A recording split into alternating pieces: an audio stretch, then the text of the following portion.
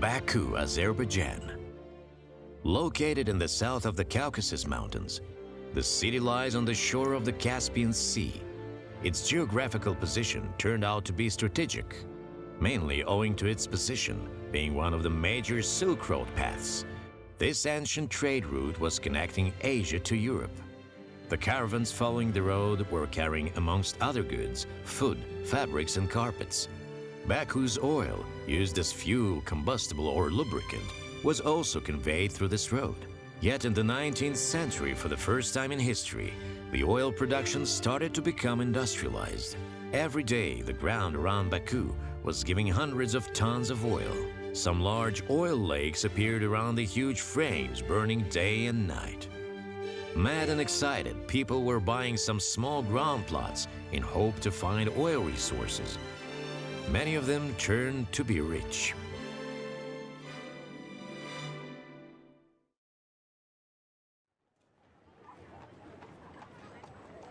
Thus, after the abolition of the Tsarist tax system in 1872, an oil boom attracted local and foreign businessmen.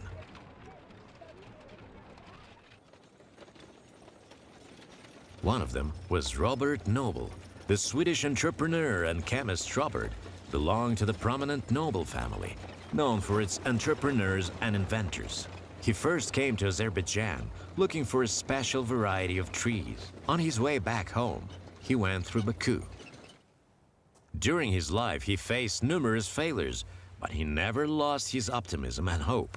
And so he went to Baku. In this city, absolutely secret and unknown to him, he believed to find something that would change his life and put an end to his misfortune.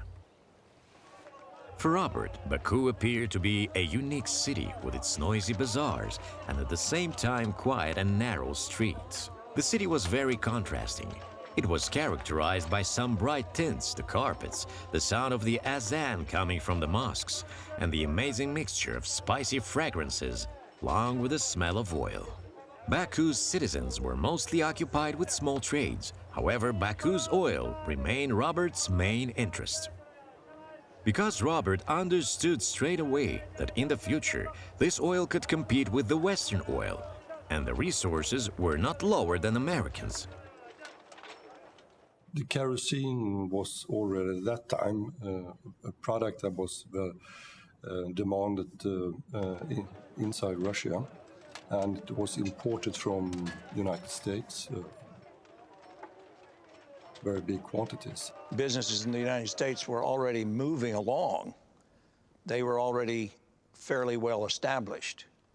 Whereas here, although the first wells had been drilled here, the business itself had not really taken hold. Robert was surprised by the very poor level of development of the oil industry, according to the huge amounts of available petroleum in Baku.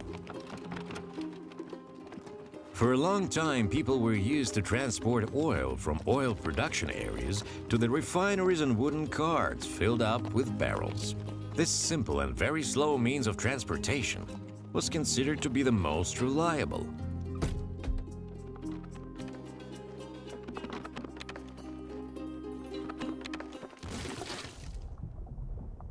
However, in reality, it was not always like this. In the oil fields, mainly in surroundings of Baku, people were trying to extract oil from oil wells in a very primitive way.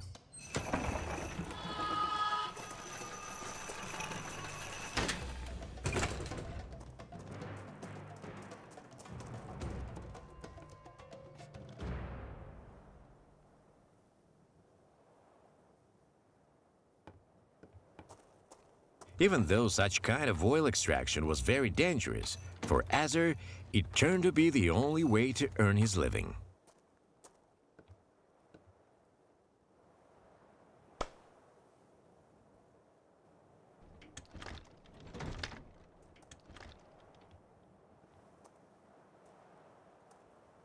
And I think what he saw at that time, he was a bit terrified about the conditions that people were suffering under, the working conditions. And also he realized that the quality was not as it could be. Robert was always searching for innovations. He was traveling across Baku and its surroundings. So while traveling in Shirokani, he found out Atishka, a temple of everlasting flames.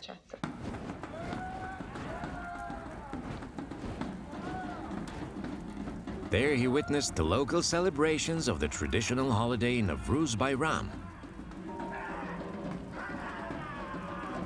Robert felt like he was immersed in a world of dreams, in his childhood dreams. There he was feeling comfortable and peaceful. Robert plunged into the dance of flames, and he felt he was carried away by his childhood memories.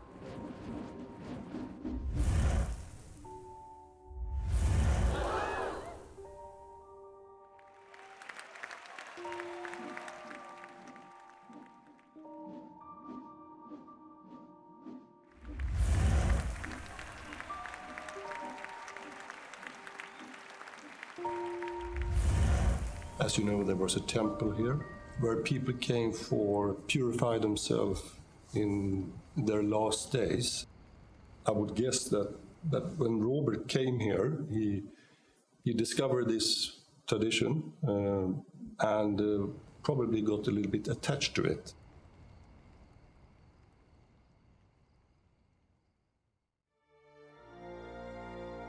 Robert evaluated the situation in the oil sector fairly well, and he bought a small oil refinery from De Boer, a Dutch oil entrepreneur. That is part of business to try to grow all the time, and if there is a new market coming up, like in Azerbaijan, and oil producing, of course, that's something to try to take also. It's part of the economic system to grow all the time. Robert had some big projects, but no fewer problems. What he was going to face in this area was absolutely new for him. However, the basis of the oil company was already laid. Until the beginning of the oil boom in Baku, the kerosene, which was getting more and more popular in the world, was not only refined in one and only country, but also in one and only state, Pennsylvania, and even more. There was only one and only company ruling in the world oil industry, the Standard Oil. The company was processing 90% of the extracted oil in the USA. The demand for American kerosene to be imported in Russia was very high. Using all the federal and local tricks and subterfuges to build up the oil giant, the company made small and medium-sized companies subordinated to it. The Standard Oil was the property of John Davison Rockefeller.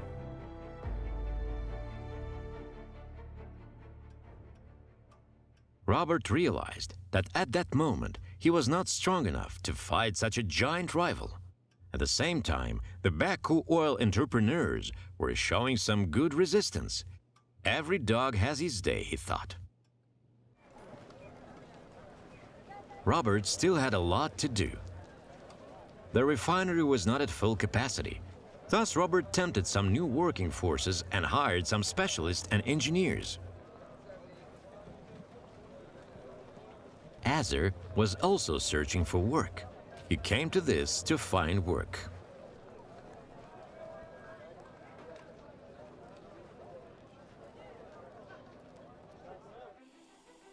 Robert wanted to enter the market with the best quality product, for which there would be a high demand. It's interesting that Baku's oil has special features, revealing its low sulfur content. The use of fire in producing kerosene reminded Robert of the ancient Zoroastrian traditions, with a flame used to purify the human spirit from sins. He managed to improve the quality from 25% pure from other rest products, so he managed to increase that to 40%. So he got quite immediately a competitive advantage that meant that the business took off very rapidly.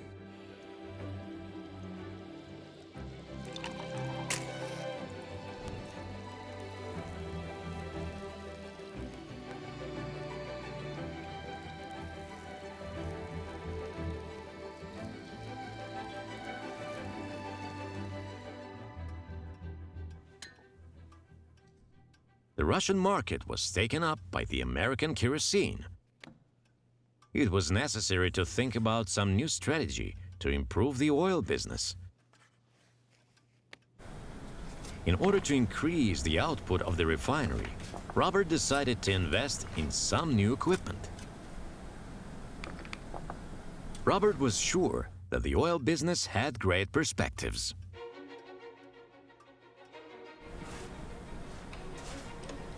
The implementation of supplementary drilling equipment could mean more kerosene. From then on, the refineries will process more crude oil.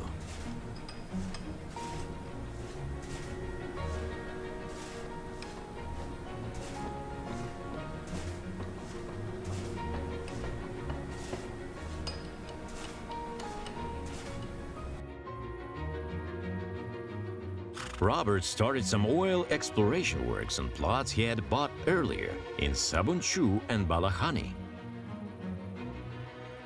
Robert realized that it was very important to have oil extraction on his own oil fields. The areas were already defined. We only have to start drilling.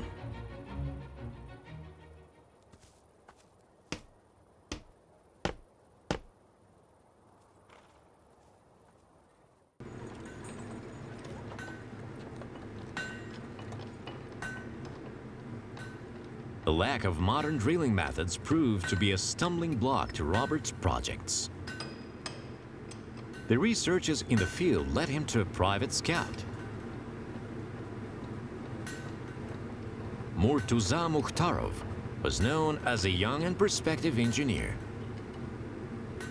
It's interesting that despite his young age, Murtuza Mukhtarov was in the field of oil well drilling technologies.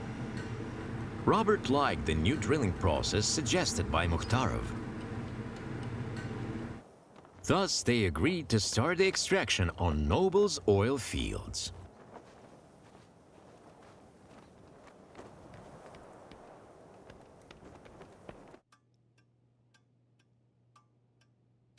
Everything was going well, and he was waiting for his brother to come to Baku. Robert was informing Ludwig all the time what was happening here, and he made really Ludwig interested.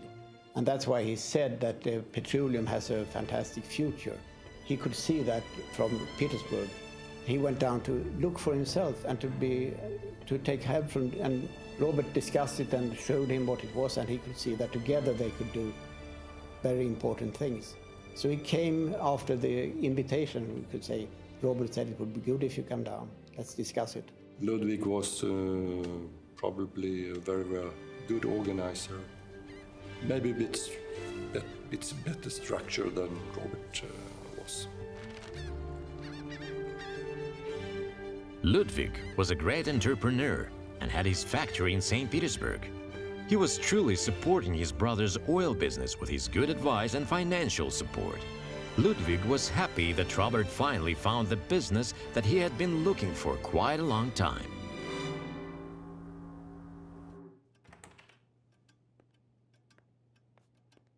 For the first time, Ludwig came to Baku with his 17-year-old son, Emanuel. Emanuel was born in St. Petersburg. He was a student at the Institute of the Polytechnic in Berlin. He got his primary education at St. Anna School. Ludwig's eldest son, Emanuel, came to Baku with his father in order to get acquainted with the work of the oil company. Ludwig's son's main goal was to take over in the future his father's business.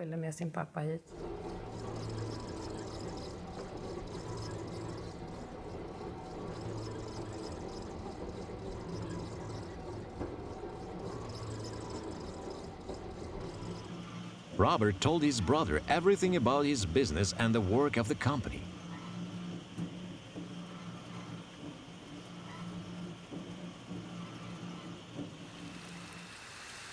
Ludwig took the information with great interest. However, his major interest was related to the quality of the kerosene.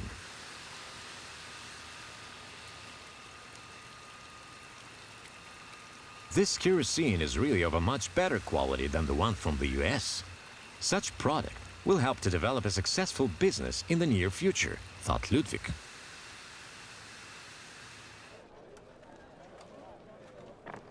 Ludwig got really surprised when he saw the oil carried to the refineries in a very primitive way. It did not match with his concept of the modern oil production.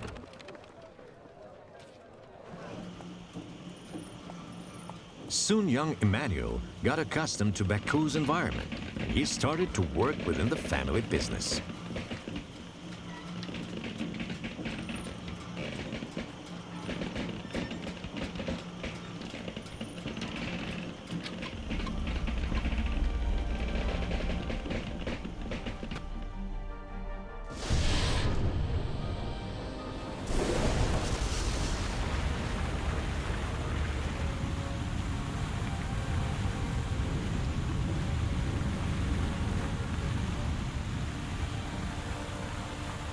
Nobel's rivals couldn't remain neutral to such success.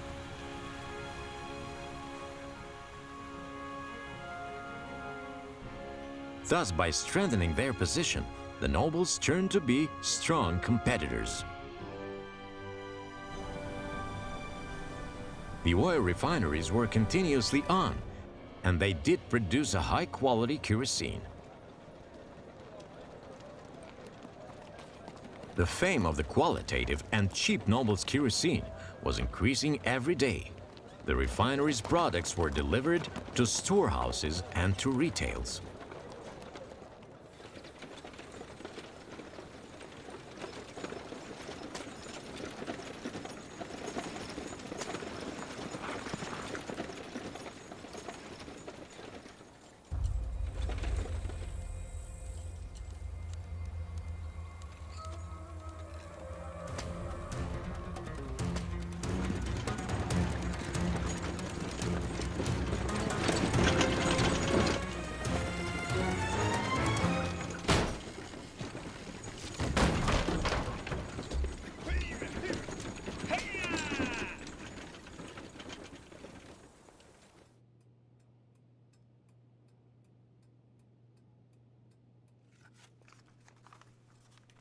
Some unsettling messages started to penetrate the Standard Oil office in New York City on 26 Broadway Street.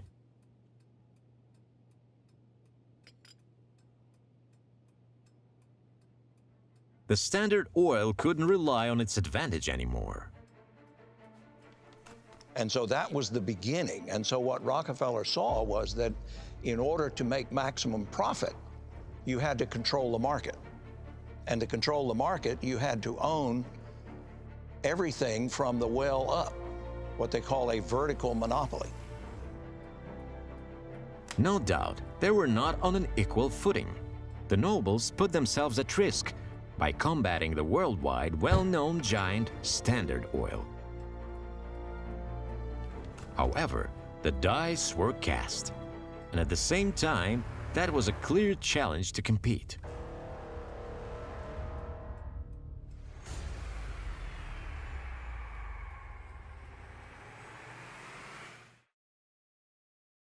At this stage, the Nobel's kerosene should have to resist the pressure of the Standard Oil. The Baku oil production would never manage to fight the Western one without implementing some modern scientific inventions and engineering innovations. Thus, after investigating the situation of the business, together with his brother, Ludwig started to elaborate a substantial business program to improve and develop the Baku oil industry. For many weeks, they had been talking about the way they could organize and extend their business. They did plan the methods to extract and refine the petroleum and the ways to export it from the Caspian Sea by railway, by sea, and through the pipelines. I think he was one of the...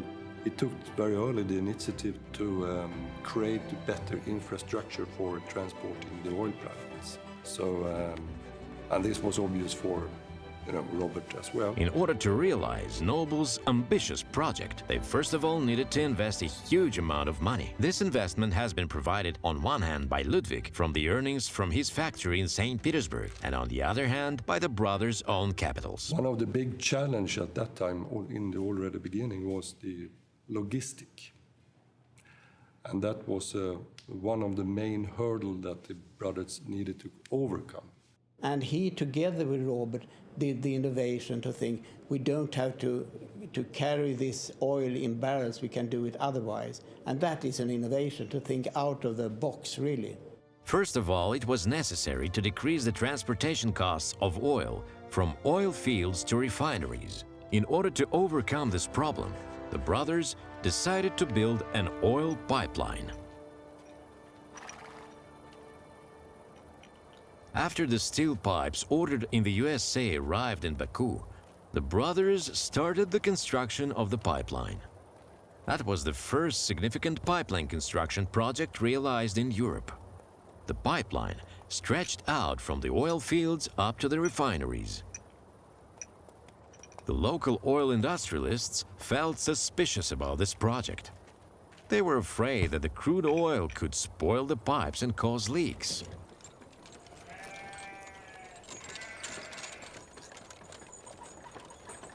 People here, they were afraid of getting their jobs, losing their jobs because of the new ideas for the transportation.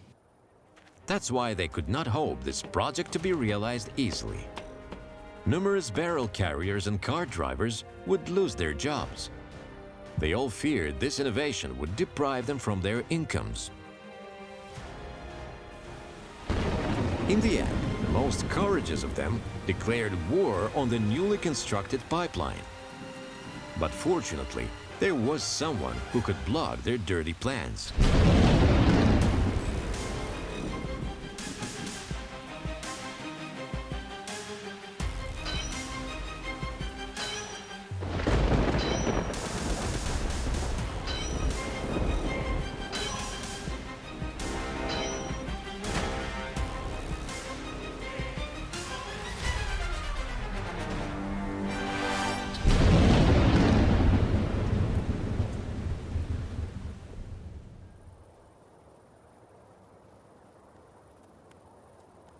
The number of people willing to work at the Nobel's promising company was growing day after day.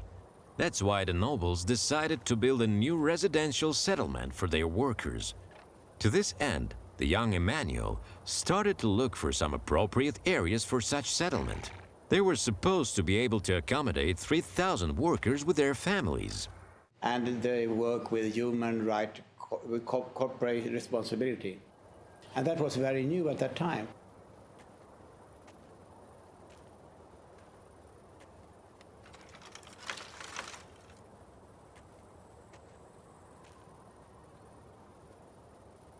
Manuel was disappointed with the living conditions of his workers.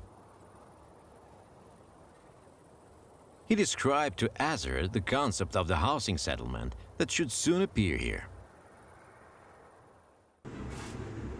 The business on the local market was successful. The Nobel's Baku plants were growing and extending, and they were increasing their revenues. But the situation on foreign markets was quite different. The Baku kerosene was sent to Azerbaijan, Russia, by sea in barrels. There, the barrels were conveyed to Russian central regions by boat on rivers. From Azerbaijan, the oil was also sent to St. Petersburg and Baltic seaports by railway. No doubt that this transportation method was increasing the price of the oil by many times. Thus, 1 pound of Baku kerosene costed 20 cents. When delivered to St. Petersburg, it was twice more expensive and costed 2 rubles, whereas the kerosene produced in the USA costed only 1 ruble and 30 cents. Brothers observed and understood that that is not good, and they had to think to reduce oil transportation costs. They realized that the only solution was to build an oil tanker. To this end, Ludvig involved the best shipbuilding engineers from Sweden in order to build an oil tanker.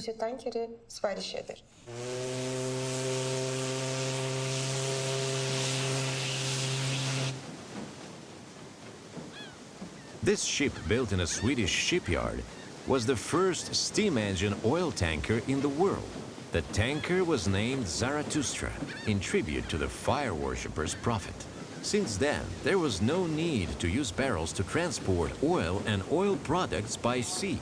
The Zarathustra tanker, with its 242 tons capacity, could convey the Baku oil by sailing the Caspian Sea and later the Volga River up to the Tsaritsyn city. The Zarathustra tanker, that was first of the kind to be operating in Azerbaijan, started a new era in oil transportation by sea. I can take an example, for example. This is a pen, and why does it have this size? Why does it look like that? Why is it for? Because it's the old feather. People took feather from birds and put it under the writing. And this is the old thing, and it's been better and better by doing the same thing. But an innovation, it is another pen that I have here. This is a pen. And this is formed for the finger to use it in a good way. It's thinking in a new way. That's an innovation. This is doing the same but better, and this is innovation. The tankers brought the oil products up to Tsaritsyn. From there, they were loaded up the barges to be delivered to other cities by sailing the river. But there was a problem. It was not possible to load the crude oil directly from the oil tankers into the tanker wagons. To solve this problem, the nobles occurred to produce high-capacity tanker wagons.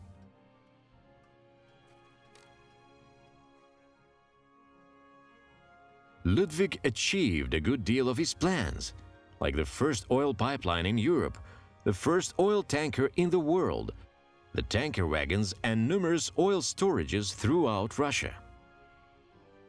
The nobles did put about 1 million rubles into all of this.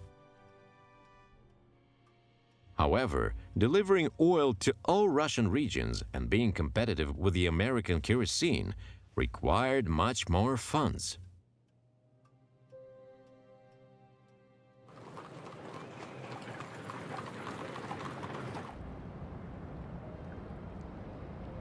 Alfred was the youngest of the Nobel brothers.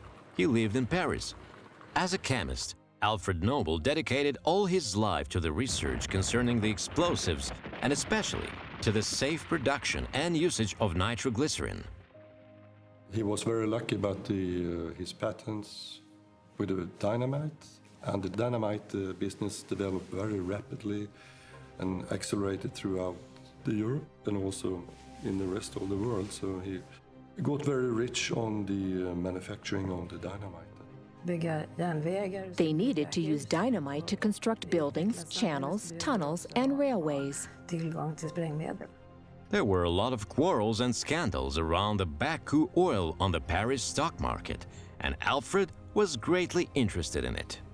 Alfred suggested his brothers to establish a shareholding company, but Robert disliked this idea. Well, actually, Robert was against it, and Ludwig was against it too. He wanted to say, don't have shares, we want to own it by ourselves. After some long debates, Robert agreed with the idea, and they created the petroleum production company Nobel Brothers Limited.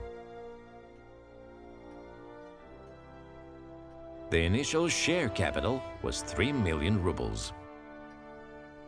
Robert came here, he started the whole thing, and after that Ludwig came in with money and practice and the whole factory he had in Petersburg to start to do the pipelines and whatever. And Robert was a guy who tried, who thought, this is an opportunity, let's try it, let's do it. He was willing, he was brave actually. And then Ludwig was not the brave, but the one who knew how to do it factory and had the money. And after that they got more money from Alfred Nobel, the third brother, who had a lot of money. And it took all these three guys to fix it. It was Robert, Ludwig, and Alfred. After discussions, the brothers created a logo for their newly established enterprise. Although they were coming from the West, the Nobel brothers were very interested in the fire worship and Zoroastrianism.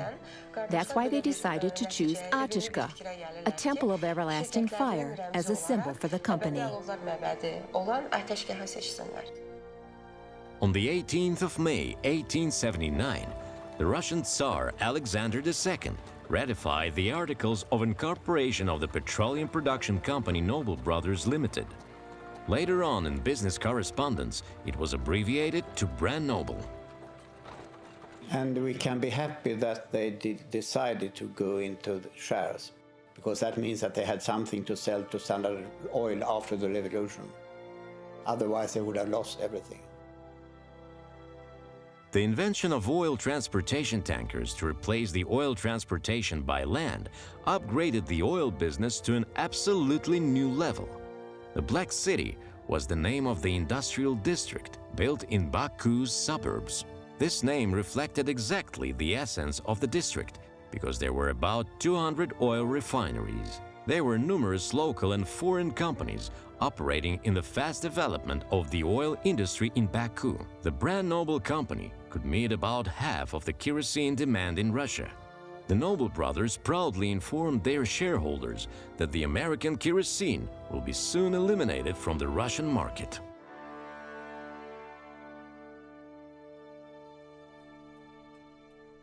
The managers of the Standard Oil were aware that the Tsar government would never give them a chance to take the Branobel company over. However, they could make an attempt to put the Branobel shares in control of stocks by keeping Ludwig at the head of the company. Rockefeller tended to undercut his competition. That was the way he put them out. He either bought them or put them out of business. Rockefeller sent his reliable assistant, William Libby, to negotiate with Ludwig. Libby was his foreign representative. It was sort of like his Secretary of State, if you want, put it in political terms.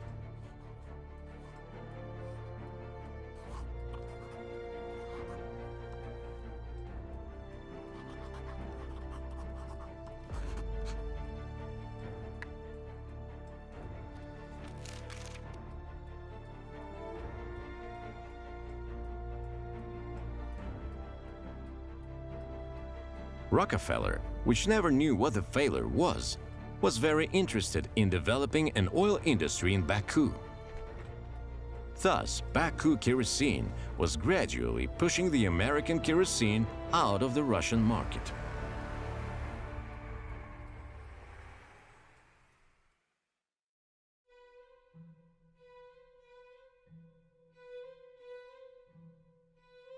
The unstable situation ruling in markets, the intensive working process, and the unbearable hot climate of Baku affected Robert's health in a bad way.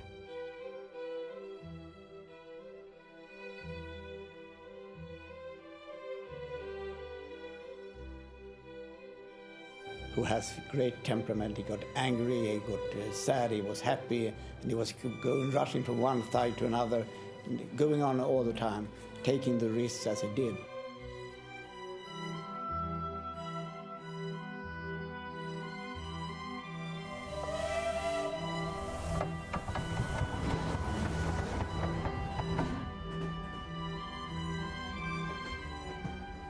In 1880, his delicate health urged Robert to leave the business he established and to go to Sweden. The doctors did find out that he was contaminated with tuberculosis. Tired and exhausted, deep down, Robert felt that he was leaving Baku forever.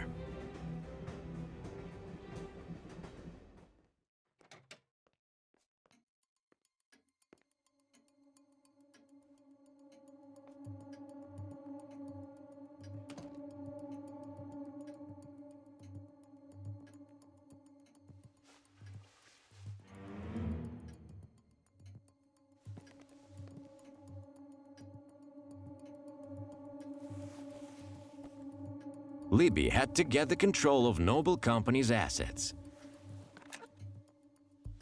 The oil giant that had easily swallowed small and medium business in America attempted to do the same in Baku.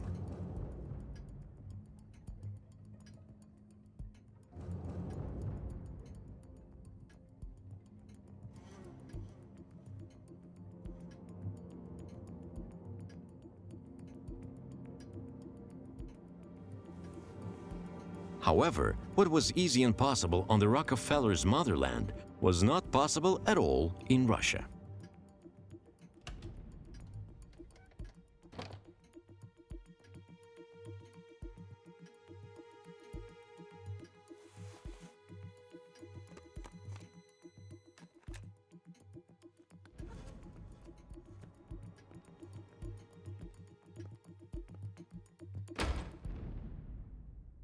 After John Rockefeller got the message concerning Nobel's refusal, he decided to use his favorite method to get rid of his rival.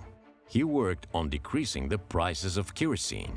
And it was that sort of very ruthless form of business operation that allowed him to build the corporation that he had. But also later, it proved to be his undoing.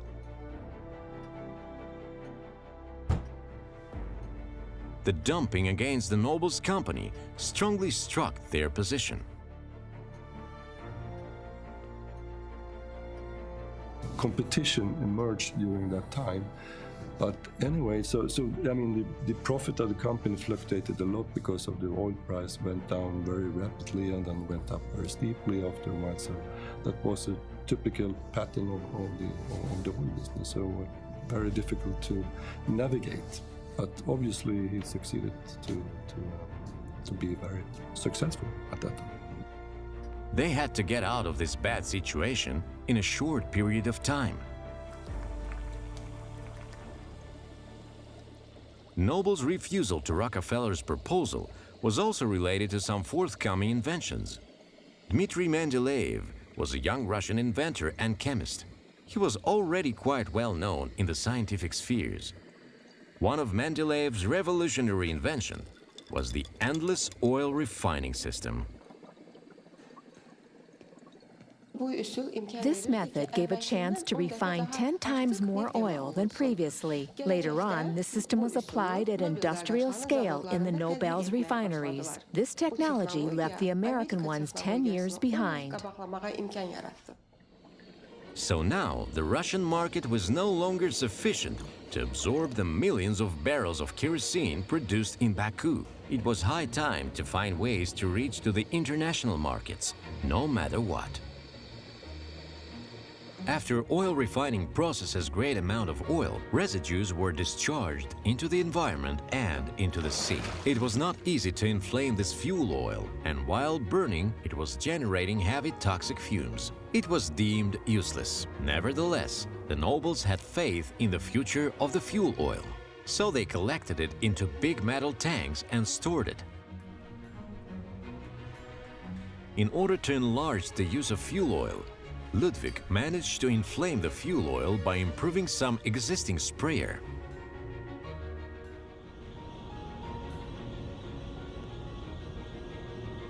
Thus, cheap fuel oil replaced the firewood and coal and turned to be an alternative combustible energy. And they had the foothold because they were here first. And I think they simply did not want to give up the control to a foreign entity like Standard. While Ludwig was working on his inventions, another serious rival appeared unexpectedly on the oil market. An increasing interest towards Baku oil was observed in Europe. Very soon, Alphonse James de Rothschild, one of the owners of the Parisian banking house of the Rothschild family, became interested in Baku oil. Rothschild was the owner of an oil refinery in Europe. He made some great investment to construct the Baku-Batumi railway in order to make the delivery of Baku oil to European markets possible. After the railway was achieved, Alphonse de Rothschild bought some oil plots in Baku suburbs and started to build an oil refinery. Despite the new strong rival, Branobel was just about to finish the housing lot for its workers. Ludwig attracted to Baku some specialists from Sweden, Finland, Norway, and Germany. However, they all got ill and passed away. At that time, cholera, malaria, tuberculosis, and other illnesses were a real scourge. Ludwig realized that he couldn't lose such competent people. He had built in Kashla the Villa Petrolia as the company's headquarters. Most of the kerosene refineries and oil production plants were located in that district, so-called the Black City. A modern park with flowers and rare trees had been laid out in the area of the complex. This park, right next to an oil industry area, looked like a piece of paradise. A library, a sports club, and a medical center were built in the park. Moreover, all the houses were supplied with electric lamps. Right there, the very first telephone line of Baku has been brought into operation. A huge housing development in Sabuncu area called Dagustu had been laid for the workers of the Branobel company. There, 4,000 workers with their families were provided with accommodation in some 1- or 2-floored constructions.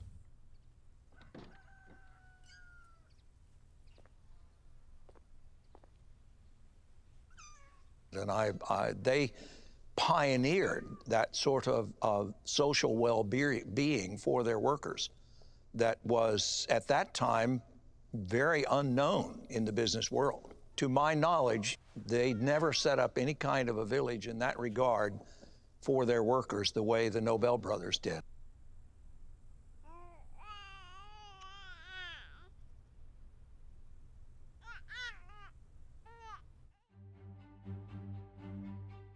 The Nobel's oil empire did grow quickly. Their victory in their struggle with the unbeatable Rockefeller, as well as the fast increase of the sales and the support of the imperial government, had been earned thanks to their brand new inventions and their very progressive thinking. Earlier, the American Standard Oil was preeminent on the Russian market. Later, the Branobel got the upper hand and pulled the Rockefeller Standard Oil out from the Russian market.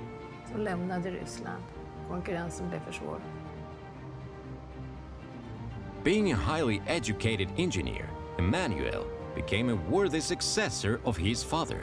Despite his young age, he already had some perfect leadership and management skills.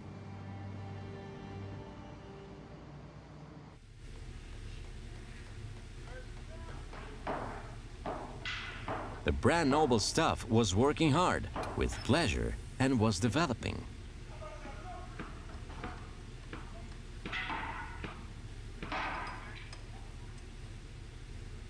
Thanks to some skillful and hard-working businessmen, the kerosene exported from Baku fully met the Russians' demand. Everything was going well, and there was absolutely no need to worry.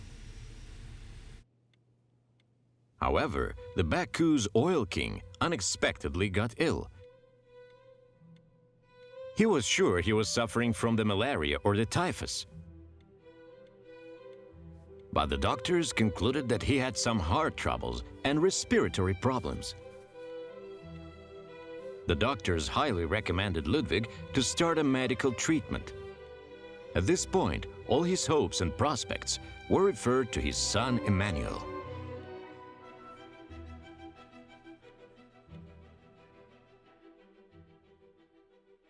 The Baku oil was conveyed by means of a couple of major routes, by the Caspian Sea or by the Vladikavkaz Railway. These two routes were quite inconvenient to reach the European markets. Emmanuel realized that the only gateway to Europe was the newly launched Baku-Batumi Railway.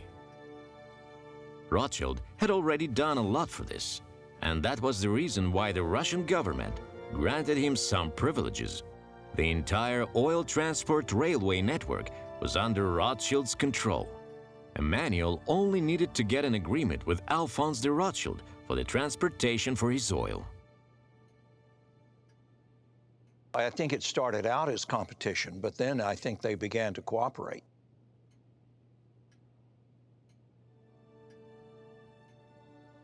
Rothschild was a very experienced, smart, and far-seeing businessman. During this meeting, Emmanuel made a positive impression. A common agreement augured some nice perspectives, both for Nobel and Rothschild. The goal was to keep Rockefeller out of the European markets. Very soon, the small and calm littoral city of Batumi turned to be a significant oil terminal. The oil products arriving from Baku by train were from there shipped to Europe by sea.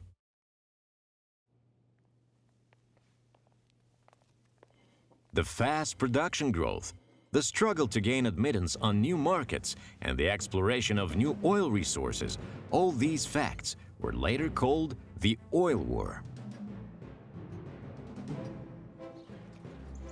Some companies were getting stronger and emerged from the competition, while others were stagnating or even went bankrupt. Some companies, to avoid the crash, joined some richer ones or closely cooperated with them. Amongst the Baku oil barons, there were millionaires like Zeynalabdin Tagiev, Musa Nagiev, Shamsi Asadullayev, Murtuza Mukhtarov, Haji Dadashov, Isabey Hajinsky, and they were ones who won the merciless oil wars. Foremost, the Branobel company tried to catch as many allies as possible. Buy from Nobels, or when we sell to Nobels, a pud is always a pud. It's always a pud. They're not trying to cheat. They're honest. So we don't have to sign, we take our hands. So I think that's something they brought with themselves, that kind of moral, ethical and moral. That's important for all business, of course, to be trusted. After Branobel got the access to the European markets thanks to the Baku-Batumi Railway, the nobles started to feel need in more oil resources. During a meeting with a group of local oil entrepreneurs, Emanuel suggested them to have an agreement on oil purchases and sales with favorable conditions. Although some businessmen found this long-term agreement suggestion not that favorable, many of them accepted it and joined the syndicate. Thus, the Branobel company got the Baku oil to be exported to European markets in huge amounts.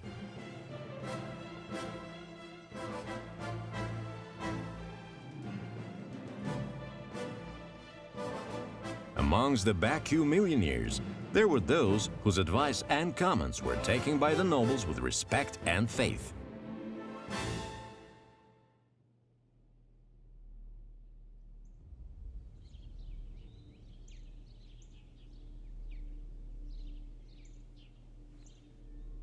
Unfortunately, Emanuel's closest advisor and soulmate, his father, unexpectedly passed away in France while on therapy.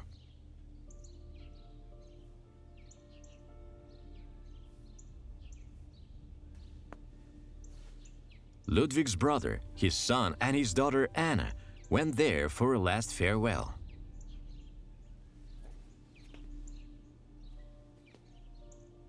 The Baku oil king, the 57-year-old Ludvig, died from heart failure in a sanatorium.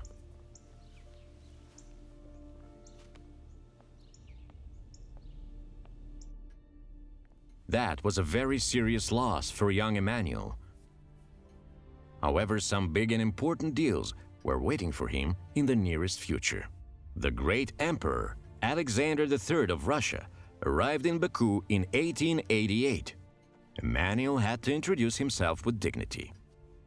The Baku oil industry had some special importance for the Russian Tsar. Emanuel didn't want to lose the warm relations established by his father with the Tsar's family. That was not easy at all.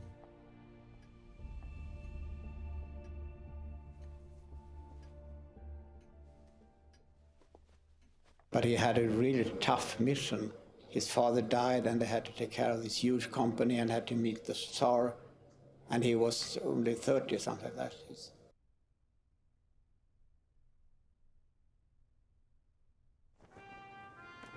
In 1888, the Tsar Alexander III traveled to Baku with his family and some of his ministers.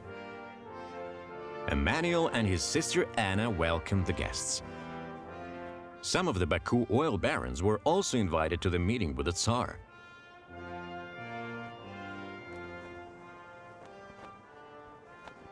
After a short welcome speech, the emperor was invited under a tent to get a present. Emanuel gave it to the emperor on behalf of the Branobel company. That was a box made of special oak tree and surrounded by iron. Inside the box, there were 24 cut glass containers with some samples of Baku oil and some different products from this oil. Rockefeller would not have had that kind of support from the government. And so he would have had just the opposite of anything. The government would be on his back, so to speak, rather than support. And so quite different situation from what the Nobel brothers had here. The meeting was going on in a very nice and friendly atmosphere. Emmanuel answered all the emperor's questions with enthusiasm, and he shared with him his feelings about his plans for the future. Alexander III was very satisfied with the oil industry development in Baku and the Branobel company's achievements.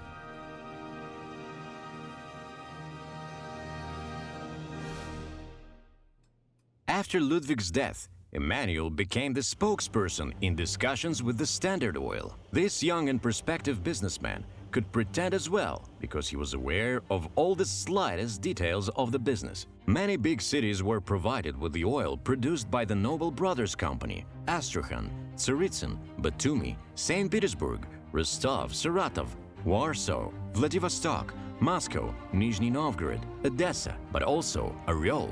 The Nobel's oil transporting fleet counted not less than 30 tankers. The Branobel products were also exported to Italy, Austria, Tunisia, France and Great Britain via Batumi, Novorossiysk and some Turkish terminals on the Black Sea. At the same time, the oil was conveyed to Germany, Holland and Scandinavian countries via the Baltic Sea. The Nobels had a special railway park consisting of 3,000 wagons for the transportation of kerosene.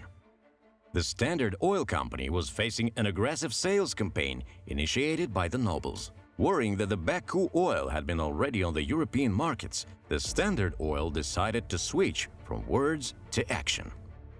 The same way he would have reacted by lowering prices, by undercutting, because a company coming from Azerbaijan or from Europe would have had greater transportation costs to get their product in there. And so Rockefeller could stand to lower the price, undercut the competition until it was no longer profitable for the other folks to do it. And he could hold out longer than the other company, or at least that's what he assumed, because that was the tactic that he used all the way through, by just underpricing until the other people either disappeared or he bought them. Despite a severe blow by the Standard Oil, the Nobels, together with Rothschilds, replied. Their counterattack was a success. The Standard Oil was observing with horror the expansion on the map of the competition zones with Russia.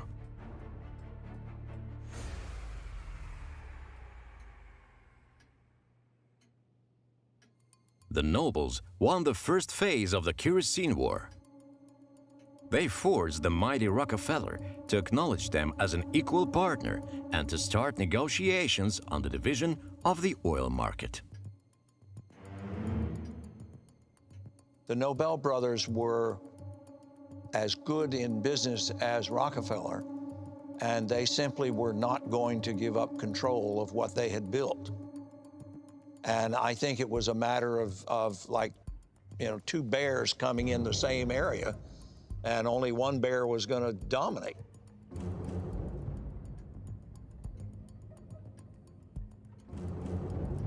For most of the oil businessmen, the oil business was like a great card game.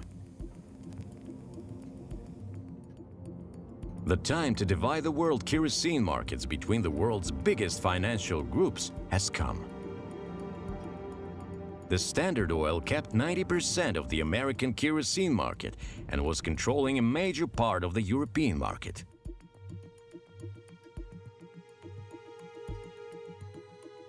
Rothschilds stood for the Asian and Caucasus markets.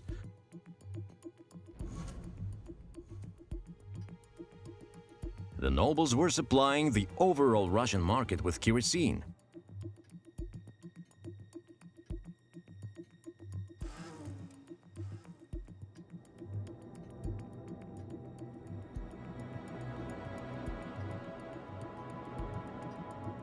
However, Emmanuel did not agree with such a division that was preferred by the Standard Oil. As predicted, this meeting had been pointless, and again, Libby had to come back home with nothing tangible. The oil war was getting even more severe. Once again, Nobels got advantage upon Rockefeller. They froze on the paper all the Rockefeller's plans on Baku oil. Kağıt üzerinde dondurdular.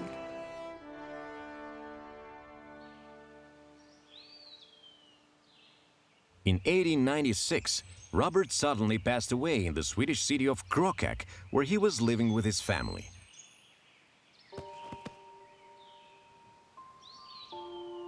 Robert Noble, who laid the basis of a great oil empire, was one of the first progressive businessmen.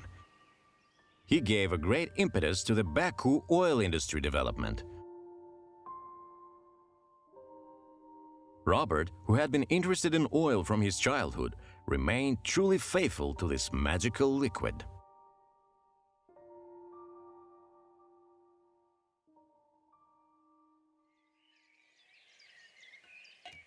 The same year was also tragic for Alfred Nobel. Some months after his brother died, he passed away in an absolute solitude in his Italian villa in San Remo. He was only 63. According to his will, all his money and properties were turned into securities, and a special fund would be set up with earnings from those securities. Each year, a percentage of that fund was dedicated to the award of a special prize on a 5-nomination basis. They didn't know about the prize, that it would be a prestigious prize. No one knew that at that time. Did Alfred know how important the prize he created would be? He could hardly know. But today the Nobel Prize is considered to be the most prestigious award in the world. About 15 to 17% of the Nobel Prize funds were coming from the Baku oil selling by the Nobel Brothers company. The setting up of the Nobel Prize is indeed a fascinating story.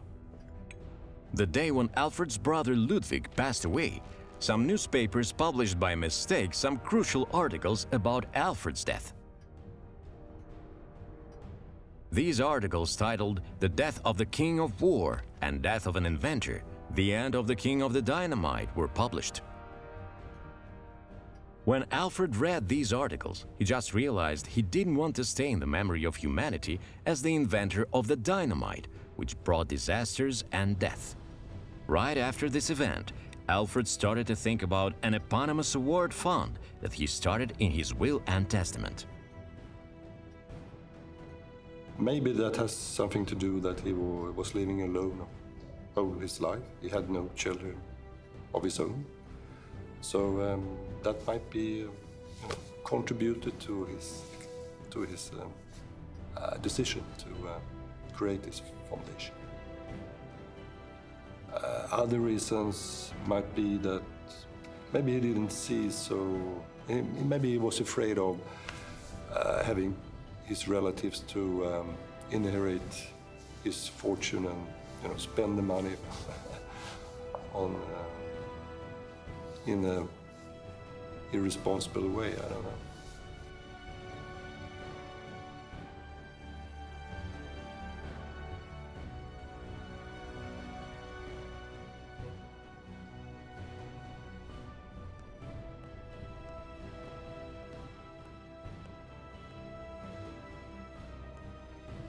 Actually, there were two prizes, and we have the Emmanuel that was created and I think was given away 3 times 2.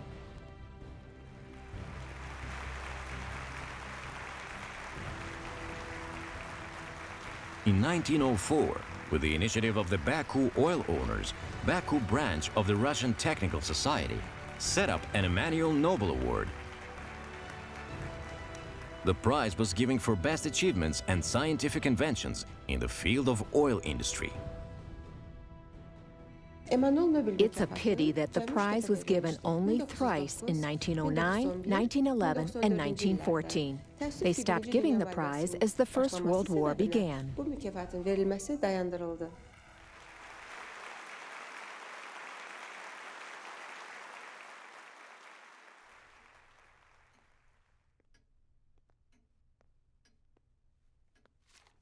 Emmanuel was a skillful strategist and at the same time a perfect diplomat. He had chosen some strong and reliable allies in order to solve the problems. Emmanuel Nobel and Alphonse de Rothschild got a secret agreement in order to create the Nob-Mazout cartel. This cartel was created with the goal to resist the Standard Oil on the world market. They did cooperate for some time, and even for decreasing the oil prices when needed to resist the competitors. They were some real capitalists struggling to win the world market, and they did every possible thing to beat the Standard Oil. Many legal actions against the Standard Oil by oil entrepreneurs who went bankrupt also helped Nob-Mazout to be successful in the European market. Rockefeller, of course, had his hands full back at home because his business practices and his monopoly by the end of the 19th century and the beginning of the 20th century was coming under very close scrutiny. And so he was beginning to have problems back home that required his attention. At about the time these kinds of things were happening, Congress was already investigating Standard Oil and its monopolistic tendencies and its very anti-competition. And so eventually, of course, Congress came in about 3 or 4 years later and began to really jump on the thing until finally the Supreme Court ordered the breakup of Standard Oil. And they developed, I think it was 40 small companies out of it. Rockefeller, whose business career was put to an end, passed his business empire to his son, an empire that had lost its all significance and power. After that, Rockefeller moved to live in his countryside villa, where he spent his days mostly playing golf, his favorite hobby.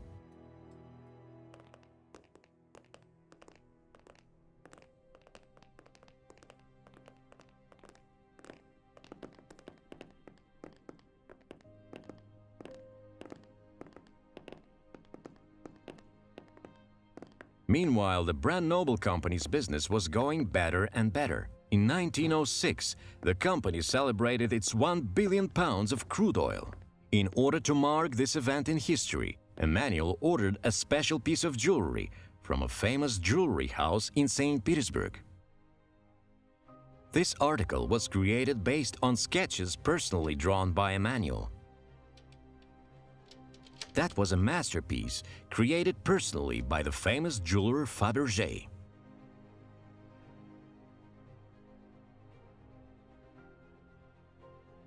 The jewel was a symbol reflecting the company's activity and at the same time the nobles' respect towards the land of Azerbaijan, to its oil and to its national traditions.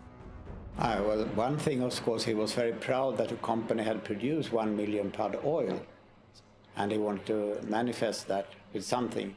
And as he was Fabergé's next biggest customer, the Tsar was the biggest, that was naturally way to go, I think, for him. He did buy quite a lot of things from Fabergé, and this was a very special thing.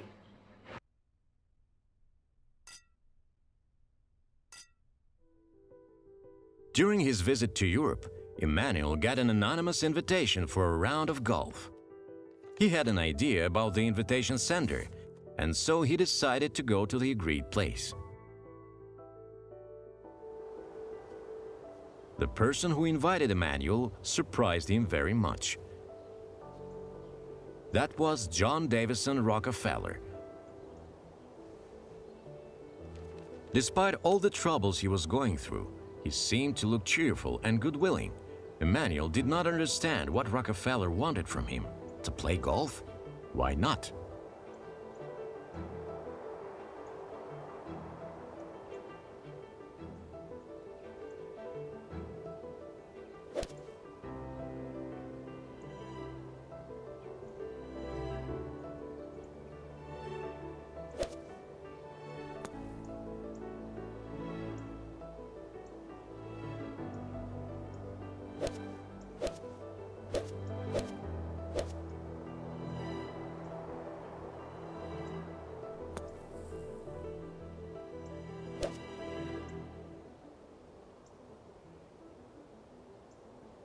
As he did in business, Rockefeller was playing according to his own rules. It would be Emmanuel's naivety to expect a fair play from Rockefeller, even if he was just playing golf.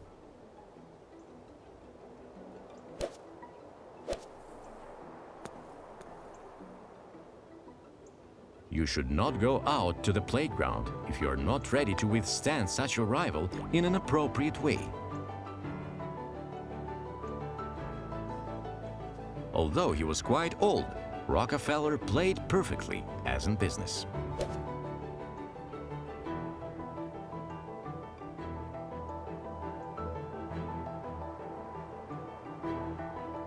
The game reached an epic final stage.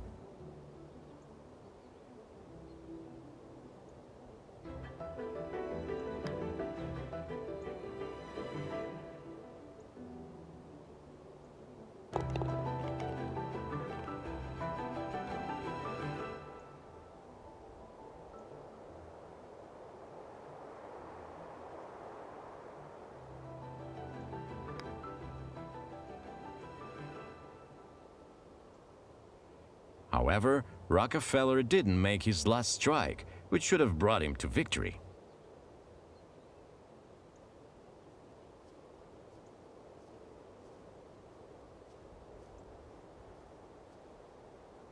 Knowing the gentleman, he would probably have liked to win, but at the same time, he probably would have missed his putt so the other person would win and feel better. And that way would give him an in to do his business from a point of view of weakness in that person's eyes, but not from Rockefeller. Maybe he also would make his last strike on another round, and this bet would cost more than just a golf round. It is hard to say if this meeting was decisive or not, but what we can be certain of, the big game was approaching its final stage.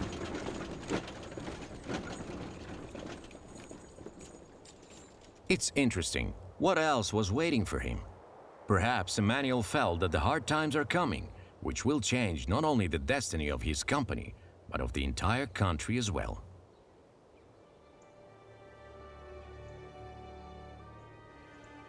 At the beginning of the 20th century, Baku turned to a center of the revolution in the Caucasus.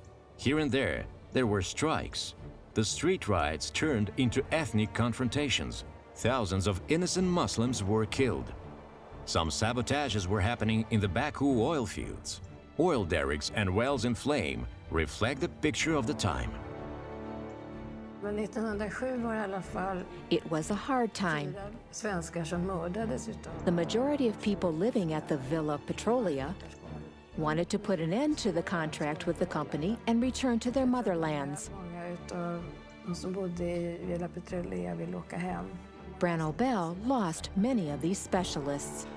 Så någonstans på vägen så tror jag man förlorade kunskaper. The unstable situation in Russia forced Rothschild to leave the country in 1912. Soon, World War I began. The government only urged to increase the fuel supply for the front. All the refineries were flat out. The Nobel fleet, consisting of 40 tankers and barges, was conveying huge amounts of oil products on the Caspian and Black Seas. They thought that when the war would end, they would continue their business in the same way. However, it was a wrong idea. In 1918, Lenin's decree did put an absolute end to all their positive thoughts. The decree said that anyone who will not support the socialist regime or will impede should be arrested and executed. That was an explicit sign for private entrepreneurs to leave Russia. Att det var dags att åka härifrån. The Workers' Committee suggested nationalizing the Branobel and managing it themselves. De röstade och sa att de ville att bolaget skulle nationaliseras.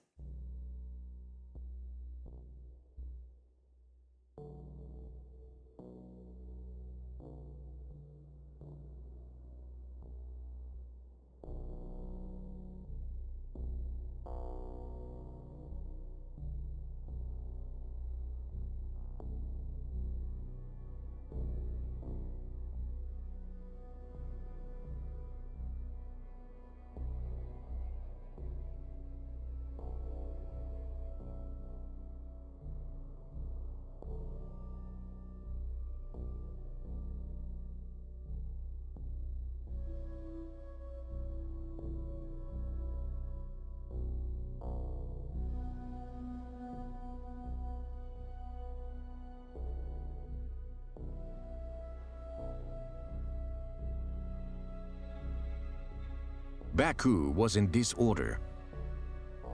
People were in a mess.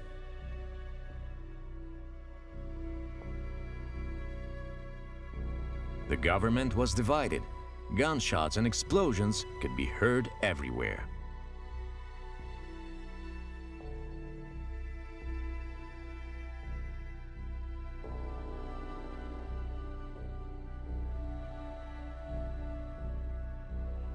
Sabotages started in the oil fields. The fire from the burning oil fields and wells plunged Baku into some darkness. People were in a mess.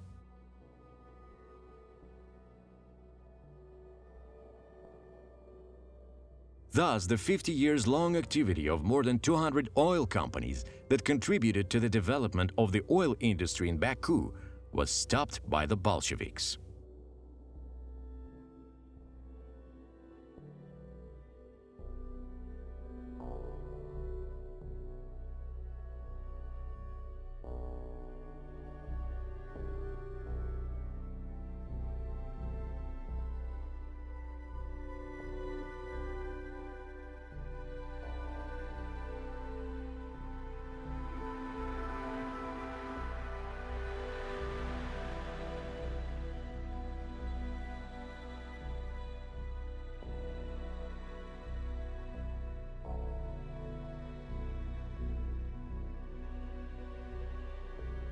Emanuel didn't want to leave Baku like this. He wanted to express his gratitude to this country, to this nation, to this land. Indeed, about 40 years of his family's history were closely connected to Azerbaijan's fate. However, deep in his heart, he was happy.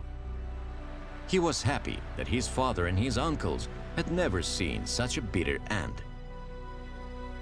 He was also happy because he had learned so much from life. The company they had been building for years became a victim of a bitter political change.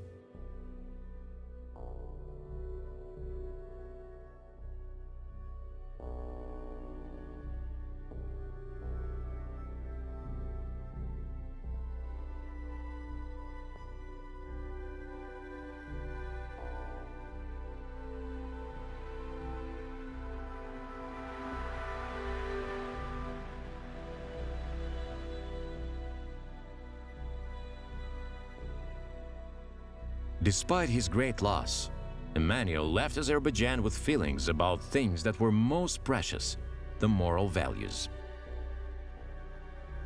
He realized that no matter how rich and influential the person is, when time comes, everything ends and disappears. Everything that was created by a man would be the heritage to his descendants. And that will create an open space for them to go ahead, because his ancestors did everything possible for this. But that's progress. That's life. That's heritage.